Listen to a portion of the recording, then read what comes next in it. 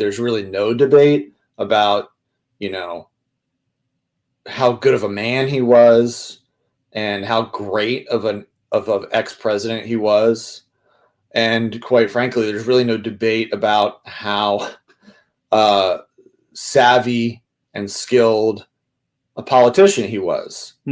Because anybody who studies, you know, his rise through Georgia politics to the presidency, you know, has to acknowledge that. What I think, you know, there's no doubt he had some serious weaknesses as a president. And I think one of the, you know, there's two things here with his presidency. One is, you know, were some of his weaknesses as a president the result of like the context of modern politics, where, you know, sincerity and truthfulness doesn't play well?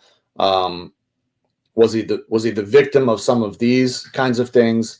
And then the second thing is just the policy debate, right? Like inflation, hostages, the economy, a couple other big issues really sunk his presidency.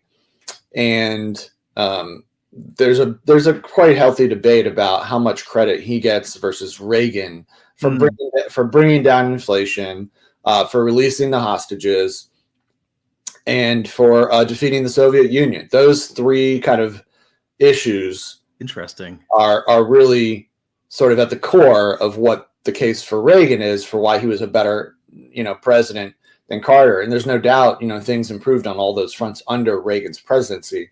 But there's a pretty robust case to be made that Carter, you know, started the progress and should get some of the credit for it as well. He appointed Paul Volcker to the Fed, and Volcker, you know, was instrumental in bringing down inflation.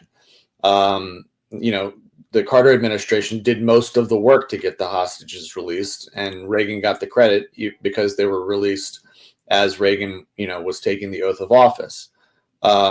And then, you know, on the Soviet Union, Bob Gates, former defense secretary from multiple presidents, you know, has said that, you know, Carter put human rights at the center of our foreign policy, which nobody had done before.